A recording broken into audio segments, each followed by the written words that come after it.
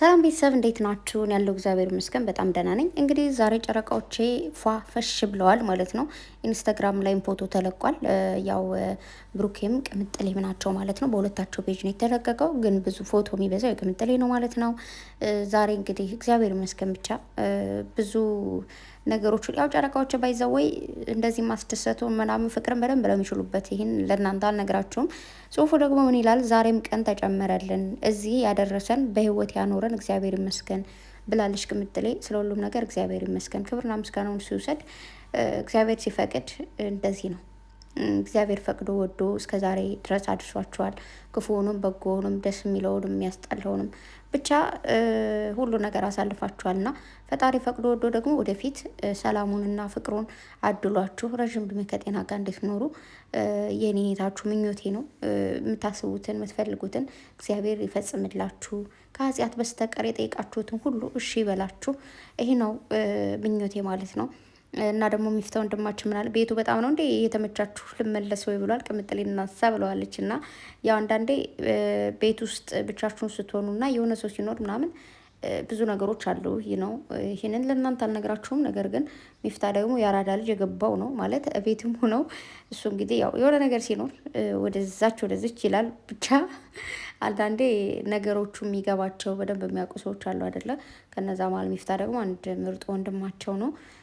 ሚፍታ ያው በዚህ ታይም ላይ አብራቸው ብትኖር ጥሩ ነበር። እውነት ለመናገር ኖርማል ማለት የሆነ ፓርት የሆነ ሰዓት ላይ አብረው ቢሆኑ የሆነ ሰዓት ላይ አብራቸው ብትሆን ጥሩ ነበር። ግን እንግዲህ በዚህ ሰዓት ዱባይ ነው ያለው ማለት ነው። ዱባይ ኦር አይ ዶንት ኖ ብቻ ያው ባለፈው ሄዶ ነግሮናል። ግን አሁን ይመለስ አይመለስ አላውቅም። ስለዚህ አንተም ባለው ፈጣሪ ጠብቅ። ጨረቃዎቼ እንግዲህ ብቻ ለእናንተ ይሄ ነው ይህ ማብራራት ባልችልም እግዚአብሔር ይጠብቃችሁ፣ ክፉን ያረቅላችሁ። የምሬን ነው።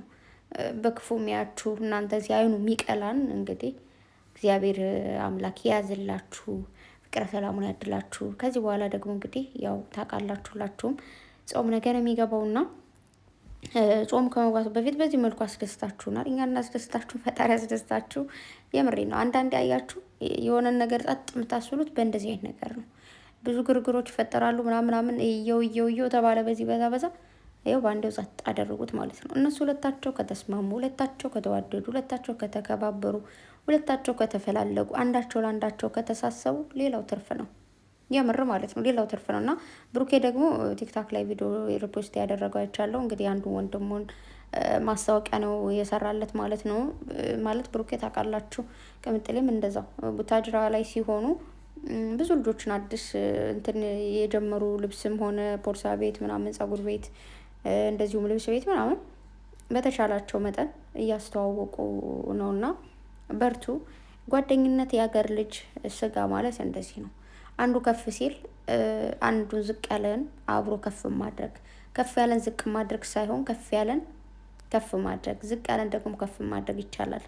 ያኔ አንዳንዴ መጥፎ መንፈስ አለብን። ከፍ ያለን ወይ ደግሞ ዝቅ ያለን ከፍ ማድረግ ሳይሆን ከፍ ያለን ስበን ወደታች ማድረግ የሚለው እሱ መንፈስ አለና እሱ መንፈስ ከሁላችንም ቢወጣ ደስ ይለኛል።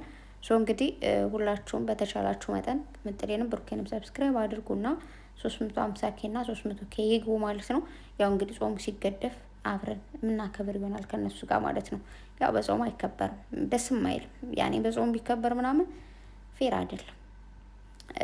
አይ ነው በጣም ብዙ ሰዎች ያው የጾም ኬክ እንዳለ ታውቃላችሁ፣ ይከበራል እኮ ኖርማል ነው። ልደትም ያከብራሉ ምናምን ግን የሆነ ሴንስ የለውም።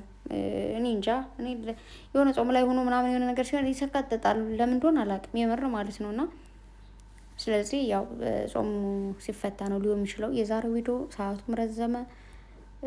ቪዲዮ እስኪለቁ እየጠበቅኩኝ ነው። ምን አይነት ቪዲዮ ሊሆን እንደሚችል አላውቅም፣ የእውነት ማለት ነው። ጉጉት ብያለሁ። በቃ እንዴት ነው አይ ቲንክ ይሄ ነገር ሰብስክራይብ አላልኩም፣ ሰብስክራይብ አድርጉ ስላችሁ ስለነበረ ሰርፕራይዝ ነው የሚሆነው። የሆነ ቅምጥሌን ብሩክ ያው ሰርፕራይዝ አድርጓት ምናምን ከዛ በቃ እንደዛ ነው የሚሆነው።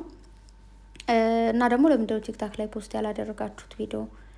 ቲክታክ ላይ እየጠበቅናችሁ ነው እንዴ?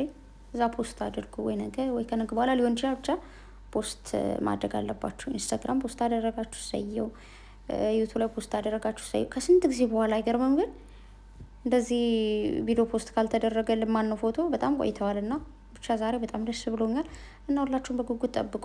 ላይክም አድርጉ የተፖሰተውን ፖስት ማለት ነው። ኢንስታግራምም ዩቱብም እና ደግሞ ምትል እንዴት እንዳማረባት ፈጣሪ ከሷ ይጠብቅሽ። የኔ አበባ አበባ ይዛ ስታዩ ምን ያክል ደስ ይላል። እመቤቴን በጣም እኮ ነው የምታምረው። የኔ ጽጌረዳ፣ የኔ ወርቅ፣ የኔ ትንሽዬ፣ የኔ ቅምጥል፣ የኔም ቡጥ አበባ እግዚአብሔር ይጠብቀሽ።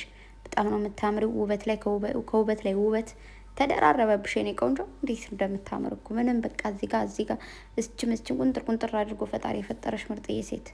የምር ያው ብሩክ የምርጥዬ ወንድ ነው እንደምታውቁት ነው እንግዲህ። ምንድነው የሚባለው? ባልና ሚስት ከአንድ ወንዝ አይደለም የሚባለው?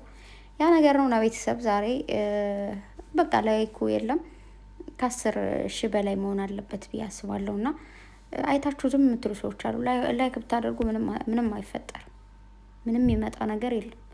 ላይክ ማድረግ ገንዘብ አያስከፍልም፣ ምንም አያደርግም። ስለዚህ ደስ ይበላቸው። እስኪ ላይክ አድርጉላቸው። በቃ የሆነ እንዴት ነው ደስ ይላል። በቃ ላይክ ተደርገው ምናምን ሲያዩና ብቻ አብረን ጠብቅ። ወዳችኋለሁ። መልካም ቀን ይላችሁ። ባይ